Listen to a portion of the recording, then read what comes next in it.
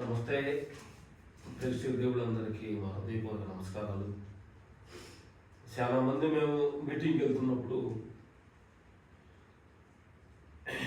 ఏమి గురించి మాలో అద్భుతాలు ఏం జరగట్లేదు, ఎంతో ధ్యానం చేస్తున్నాము, ఎంతో ధర్మంగా ఉంటున్నాము, ఎంత న్యాయంగా ఉంటున్నాము, ఎంత భక్తిగా ఉంటున్నాము, ఇంకెందుకో అనుకున్నది జరగట్లేదు సేవ చేస్తున్నాము అని అంటుంటారు.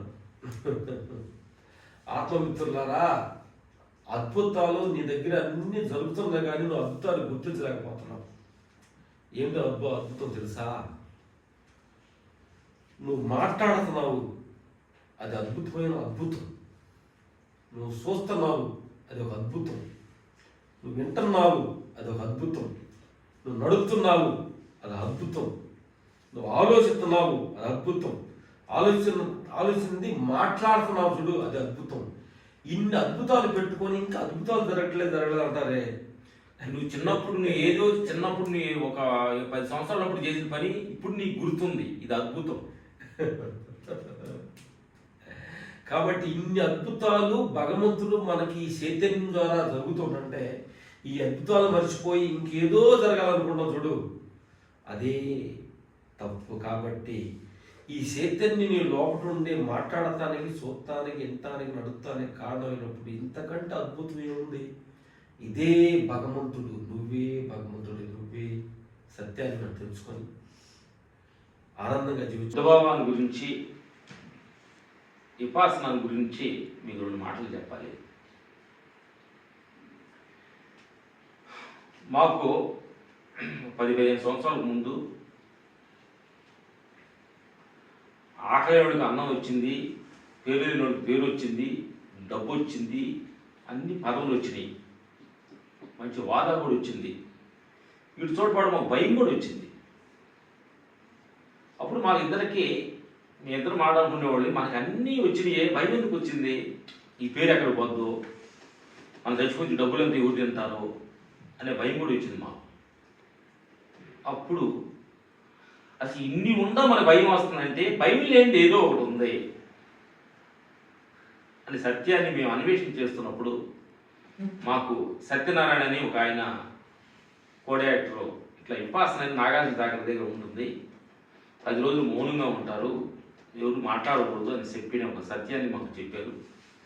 అలాగే 15 సంవత్సరాల ముందు మేము విపాసనకి నాగార్జున దగ్గర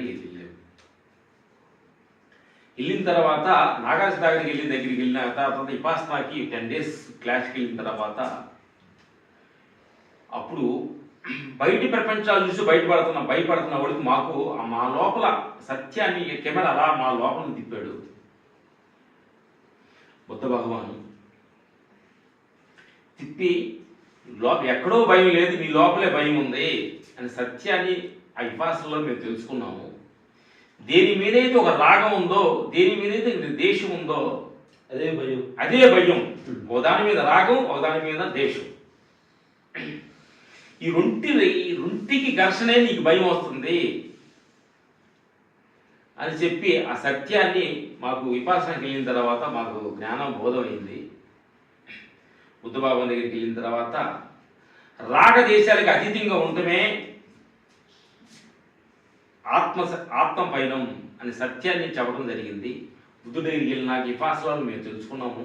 ఓహో, అప్పుడు దేని గురించి అయితే మేము భయపడ్డామో ఇదంతా అనిత్యమే, ఇదంతా శనిక్యమే, నీ పేర్లు కావచ్చు, ప్రతిష్టలు కావచ్చు, ఇదంతా అనిత్యమే అని సత్యాన్ని బుద్ధుడి దగ్గర చెప్పారు. అందుకని బుద్ధ భగవాన్ ఏమన్నాడంటే ప్రతి దానిలో కూడా మధ్య భాగంలో ఉండు, ఒక లిమిట్గా ఉండు, మధ్య భాగంలో ఉండు, దేని మీద ఎక్కువ రాగపడద్దు, దేని మీద దేశం అవ్వద్దు, ఎక్కువ ప్రేమించొద్దు, ఎక్కువ దేశించొద్దు, ప్రతి దాని పట్ల లిమిట్గా ఉండు, మధ్య భాగంలో ఉండని బుద్ధ భగవాన్ మాకు చెప్పడం జరిగింది. బుద్ధుడి దగ్గరికి వెళ్ళిన తర్వాత ఎన్నో విషయాలు మేము తెలుసుకున్నాము. అందుకని బుద్ధుడి దగ్గర కూడా కొన్ని విషయాలు తెలుసుకున్నాం. 5 ధర్మాలు తెలుసుకున్నాం.